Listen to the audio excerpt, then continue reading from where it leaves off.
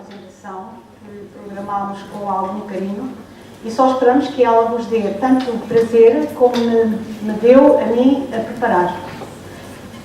E para iniciar, este é o tema do trabalho desta noite. Refere-se, como está visto, ao lar, ao aconchego do lar, à família, à célula familiar, e perguntamos, dentro da estrutura da nossa sociedade atual, das turbulências por que estamos passando, como é que nós encaramos a família neste momento? Por vezes há a ideia que a família humana se encontra como um barco à deriva num mar de algum modo tumultuado, tendo em conta as contingências a que está sujeita. E para que nós nos possamos orientar neste trabalho, consultamos a opinião de Joana de Ângelis, o espírito abalizado para este tipo de situação e que sempre nos esclarece sobre situações que nem nós próprios nos interrogávamos se não tivéssemos necessidade de as pesquisar por outros motivos que não os da nossa própria vida. E assim me recordo a Joana de Ângelis no início deste trabalho. A família, sem qualquer sombra de dúvida, é bastião seguro para a criatura se resguardar das agressões do mundo exterior. Isto é, ao contrário daquilo que eu dizia, é exatamente no tal barco que parece à deriva que nós nos podemos resguardar do mundo que nos rodeia, adquirindo os valiosos e indispensáveis recursos do amadurecimento psicológico, do conhecimento, da experiência para uma jornada mais feliz. Ela é, assim, digamos que, o pilar necessário ao avanço da própria vida.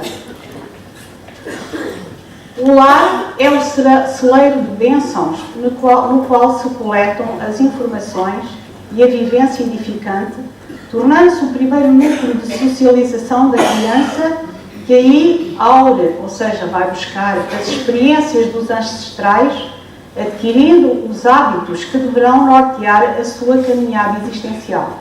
E aqui Joana chama-nos a atenção, de facto, para as experiências que a criança vai buscar ao meio em que é inserida pela primeira vez. É aqui que ela vai ouvir falar dos avós, dos antepassados, das tradições, das culturas da própria família, tornando assim a sua base para a própria vida.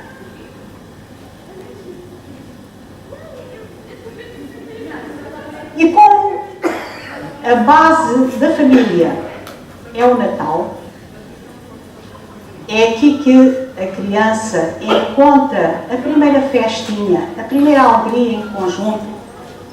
Eu trouxe-vos um extrato de uma composição que uma menina neta de uma amiga minha fez na escola na altura do Natal. Esta criança tem 9 anos.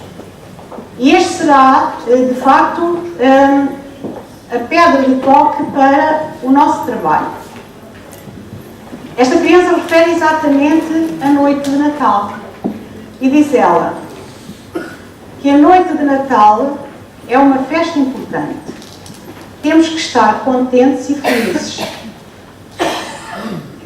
Numa noite, está aqui, uma noite de Natal perfeita, para mim, é montar a árvore de Natal, fazer o presépio, jantar com a família ou estar com a família, mas numa noite, uma noite de Natal, a coisa que eu mais gostava era que a minha avó fizesse o bacalhau e que a minha tia fizesse a melhor sopa de todas. Então aqui está uma criança feliz, que, pelos vistos, junta os avós, os tios, os primos, consequentemente, e tem uma tia que faz muito bem a sopa e uma avó que faz um bacalhau delicioso.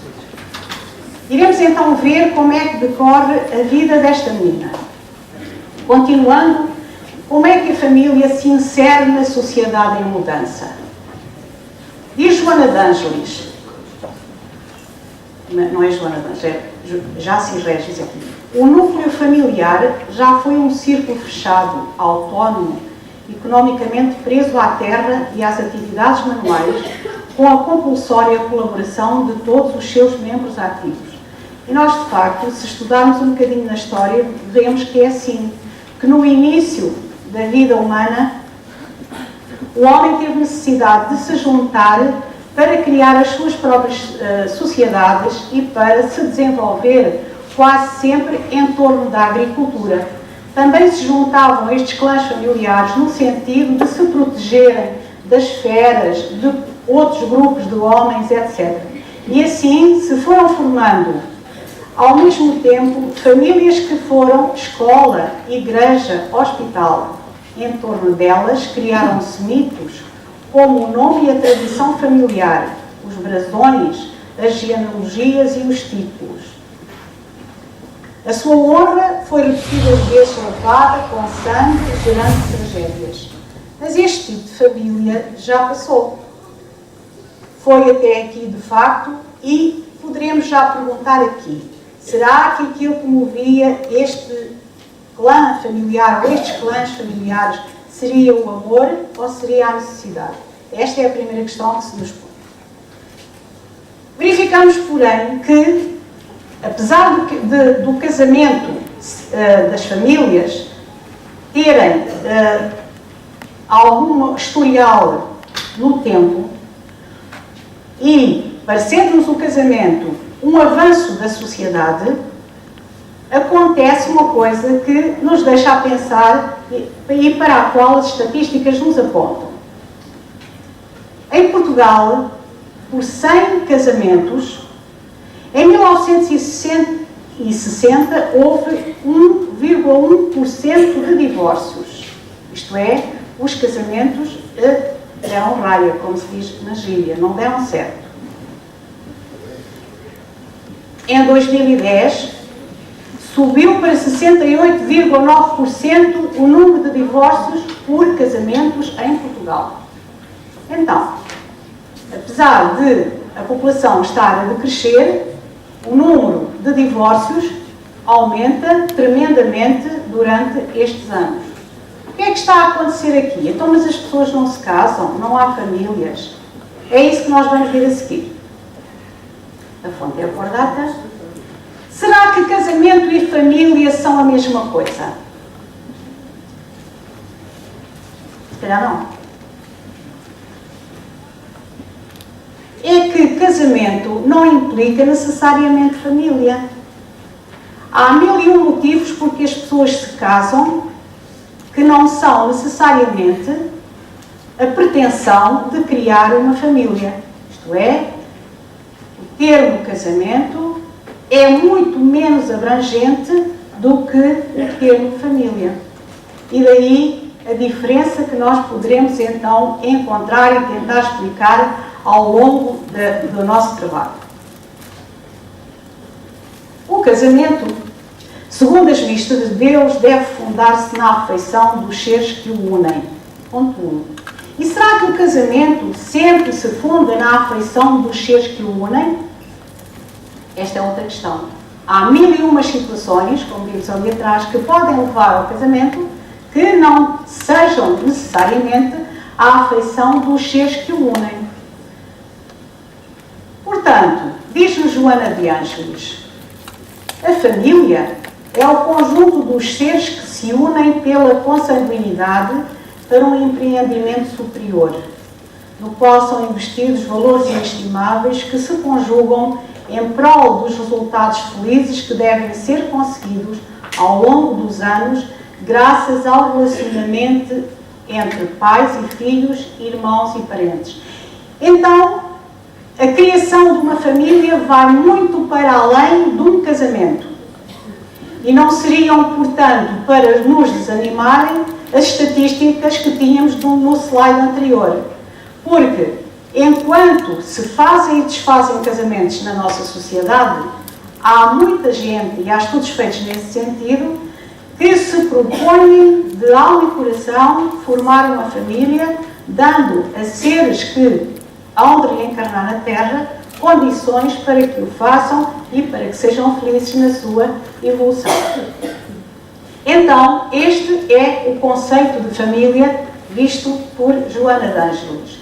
Chama ela a este tipo de famílias aquelas que se constroem como uma constelação, em que se juntam várias estrelas para irem completando um conjunto harmónico, chama-lhe famílias bênção. E muitos de nós somos produto desse tipo de famílias. Porém, não nos podemos esquecer que nos encontramos na Terra e que ainda as famílias bênção não são as que predominam no nosso planeta. E por isso, Joana diz-nos que nem sempre, porém, a família é constituída por espíritos afins, afetivos, compreensíveis e fraternos. Na maioria das vezes, a família é formada para auxiliar os equivocados a recuperarem-se dos erros morais, a repararem danos que foram causados noutras tentativas, nas quais malograram. São as famílias problema. Estas são, de facto, as mais comuns. Isto acontece porque, devido à estrutura do planeta, as pessoas encontram-se, como diz aqui Joana de Ângeles, para ressarcirem dívidas do passado e vão encontrar-se uma vez e outra até estarem de harmonia com o próprio universo, comparando ela então a uma constelação. Ora, os espíritos que aqui reencarnam, eles vêm também com uma finalidade, é a de se melhorarem e de se apoiarem uns aos outros.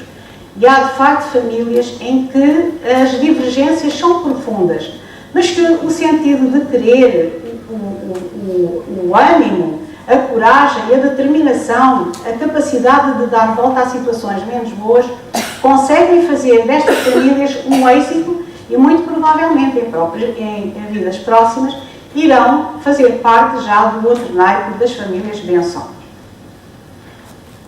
Ora,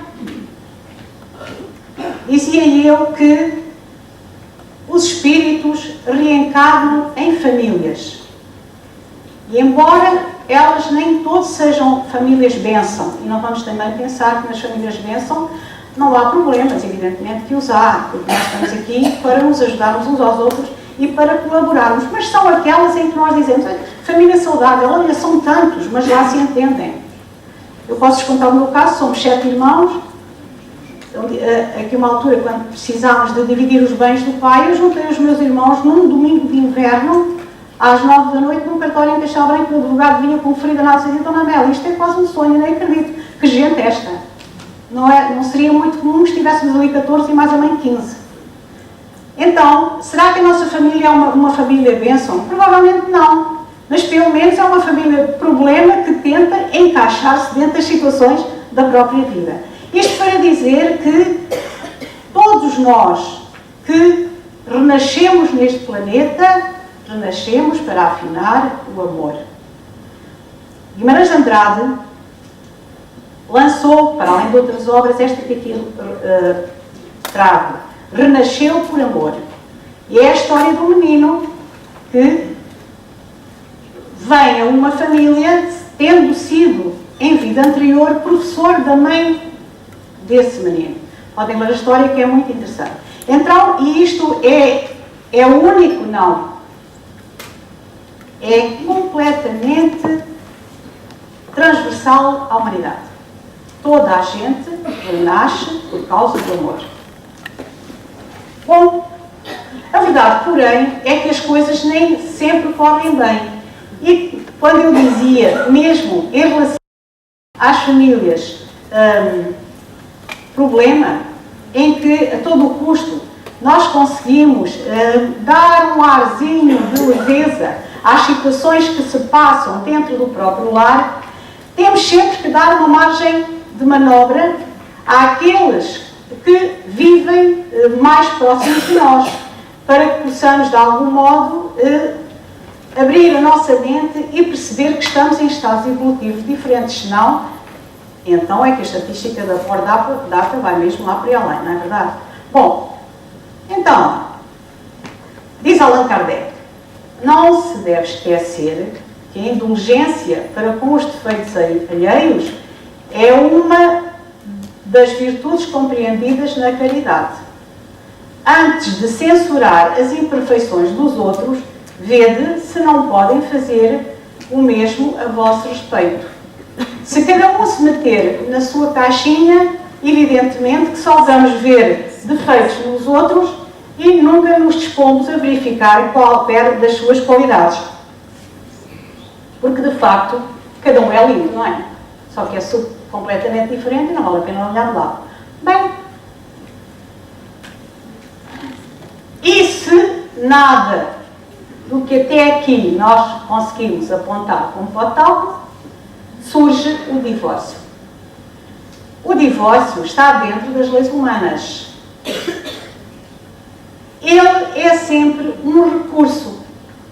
E é um recurso porquê? Porque vai deixar sempre um historial para trás na nossa vida. Há algo que nós quebramos, embora não estejamos aqui a apontar o dedo a ninguém. Quer dizer, todos nós estamos no mesmo barco. Pronto.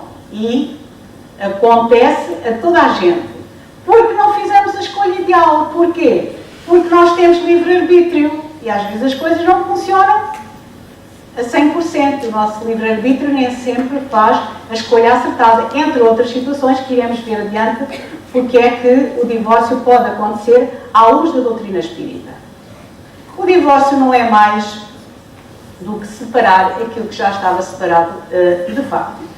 E quando eu dizia que ele era um recurso, era exatamente por causa do aquário, que foi a melhor imagem que encontrei para ilustrar as minhas pobres palavras. Vejam bem. Pronto. Se calhar toda a gente consegue ler. Pronto. Então, é isto que acontece. Alguma coisa fica, mas também se enriquece, evidentemente, porque dá que pensar, olhem para aquelas cabeças. Bom, em primeiro lugar, diz a doutrina espírita: as vossas leis estão erradas, pois acreditais que Deus vos obriga a viver com alguém que vos desagrada.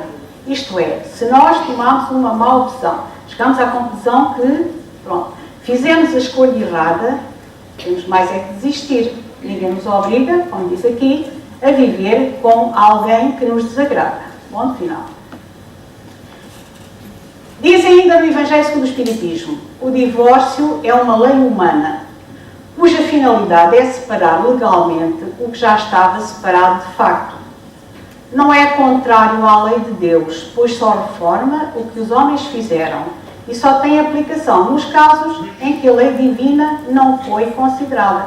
E aqui é que nos pode levar a pensar o que é a lei divina, onde é que ela não foi considerada. Muitas vezes os casamentos são fruto de uma precipitação. E Joana de Ângeles explica-nos de uma maneira que eu achei super interessante e que gostava de partilhar convosco. Ela diz-nos que, por vezes, e acontece muito com jovens, da minha idade sobretudo, encontram-se, apaixonam-se e casam-se. Ora bem, todos os casamentos vêm, de algum modo, programados do além. Há uma programação. E, numa grande percentagem dos casos, a programação é cortada por uma união precipitada. E diz mais ainda, que também considerei muito interessante, é que, no decorrer da vida, pode acontecer encontrar a pessoa certa. Mas aí já é tarde. Já houve outros compromissos que se tomaram, e então vamos ter que continuar naquela carreira, tentando suavizar ao máximo todas as situações delicadas por que iremos passar, ou não. Porque o divórcio é, de facto, uma opção humana. Bem, mas vamos continuar, que isto já está. Agora, entramos numa outra fase, que é esta. Não é? Quando existem filhos, os filhos não se divorciam dos pais. Até aqui já estávamos de acordo. Pronto. Não dá? Siga. A verdade é que, se há filhos, a coisa complica-se. E complica-se de tal forma que eu vou-vos trazer novamente a tal composição do Natal da menina, onde se faziam as sopas e o bacalhau. Em que o pai desta menina saiu da família, por motivos que não vêm agora aqui ao caso.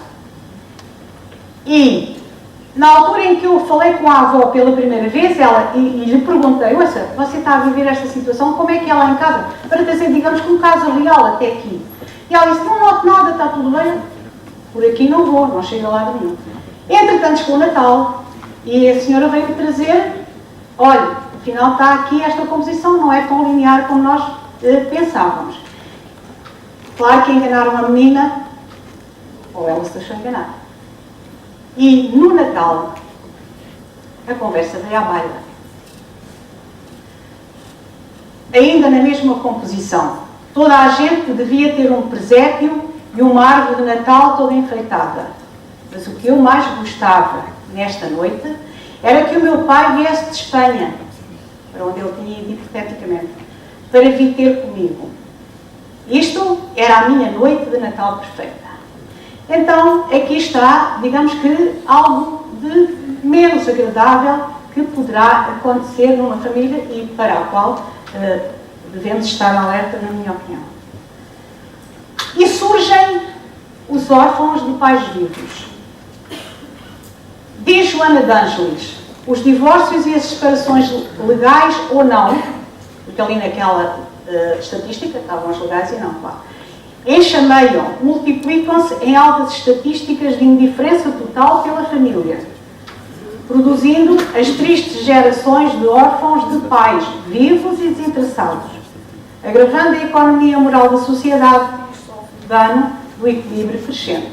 Então aqui temos uma sequência de tal distúrbio familiar. Não vamos desanimar, está bem? Então, qual é o papel da família na sociedade? Diz o Livro dos Espíritos. Os liames sociais são necessários ao progresso e os laços de família resumem os liames sociais, eis porque eles constituem uma lei natural. Então, se o laço se desatar, vai afetar não só a família, mas, no dizer dos espíritos superiores, a própria sociedade. Porque a base da família, da sociedade é a família. Tem que avançar, já sei. E chegamos ao centro espírita.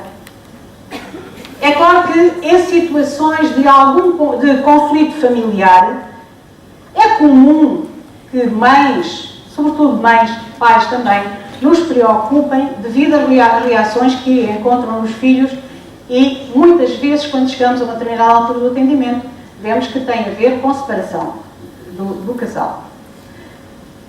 E aconteceu-nos este assunto que trago até aqui de uma jovem, isto era uma adolescente, em que vinha com a mãe, o pai adotivo, e com uma depressão profunda, com sintomas que depois passarei aqui e que se identificam plenamente com aquilo que eles narraram, e que quando mandamos sair, primeiro a mãe, depois o padrasto para lá, e perguntámos à jovem, olha, mas o que é que mais te preocupa nesta vida? Era insucesso escolar, eram depressões atrás de depressões, enfim, e ela disse-nos esta frase super interessante, eu só queria poder ajudar. Quer dizer, apesar de não saber do pai, esse era o conflito dela, quando nós pensámos que o que ela nos ia dizer era que gostava de saber do pai, não. O que ela nos disse foi que só queria poder ajudar. Então, diz-nos Joana de Ângeles, quando o convívio no lar é caracterizado pelos atritos e discussões sem sentido, a visão do jovem é que a sociedade padece da mesma hipertrofia de sentimentos, armando-se de forma a evitar a interferência nos seus interesses e buscas de realização pessoal. Em consequência, esse jovem torna-se hostil à socialização em virtude das lembranças desagradáveis que conserva no grupo familiar que passa, na sua imaginação, como sendo semelhante ao meio social que enfrenta. Então temos aqui a ligação entre os jovens, de algum modo, com dificuldades de se inserirem na sociedade e os problemas que têm no seio familiar. Cruzamos os nossos dados com o Externato de Penafirme, que fica aqui na zona de Torres Vedras, com um trabalho que eles fizeram muito interessante e que, de facto, é exatamente aquilo que nós conseguimos registar no atendimento no centro. E que aponta para os seguintes itens. A criança tende a ficar do lado de quem sente como sendo mais frágil.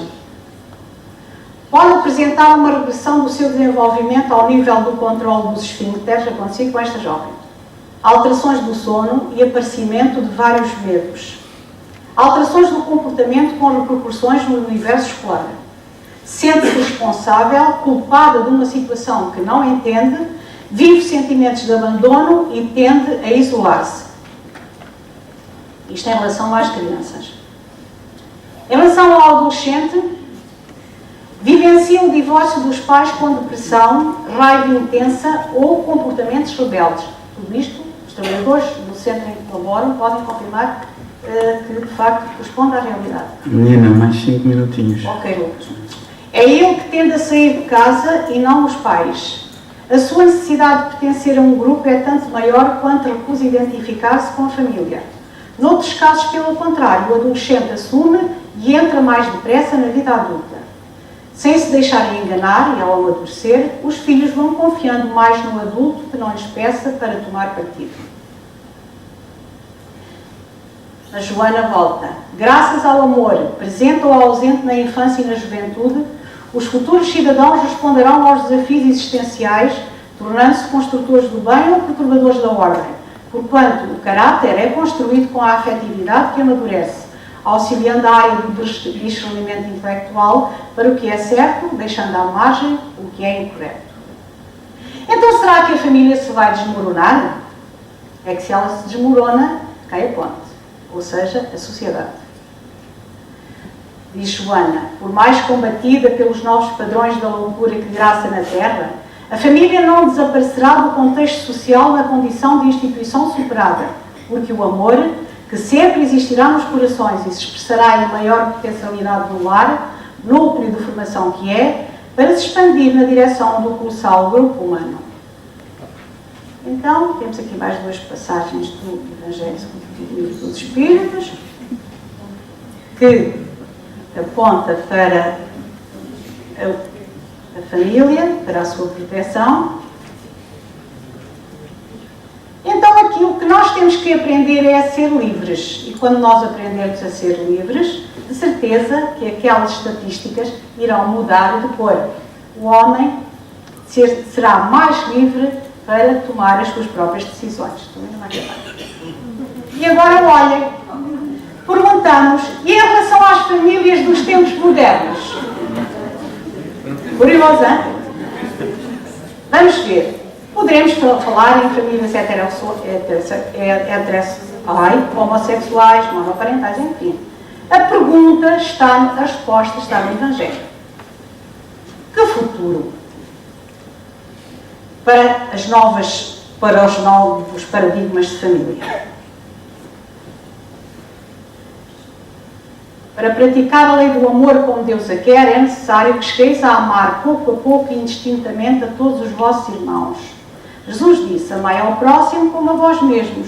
Ora, qual é o limite do próximo? Será a família, a seita, a nação? Não, é toda a humanidade.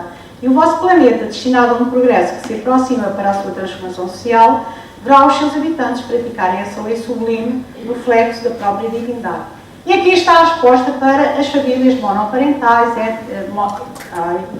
monossexuais, enfim.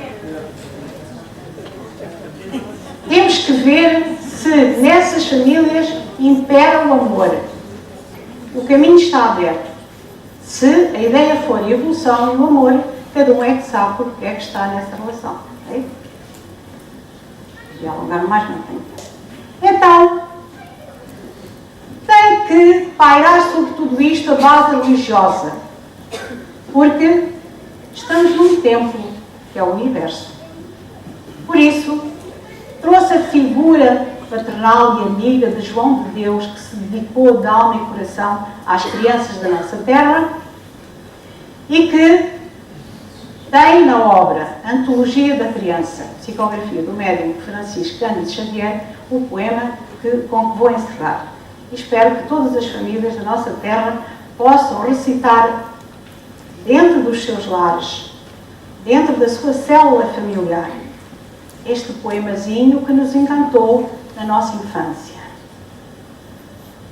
Minha mãe, Onde está Deus? Ora, esta, minha filha. Deus está na luz que brilha sobre a terra, pelos céus. Permanece na alvorada, no vento que embala os ninhos, no canto dos passarinhos, na meiga rosa orvalhada. Respira na água cantante, da fonte que se desata, no lar de leite e prata, está na estrela distante. Vive no vale e na serra. Onde mais? Como explicar-te? Deus existe em toda a parte, em todo o lugar da terra. Oh, mamã, como senti-lo, bondoso, sublime e forte. Será preciso que a morte nos conduza ao céu tranquilo? Não, filhinha. Ouve a lição, guarda a fé com que te falo. Só podemos encontrá-lo no tempo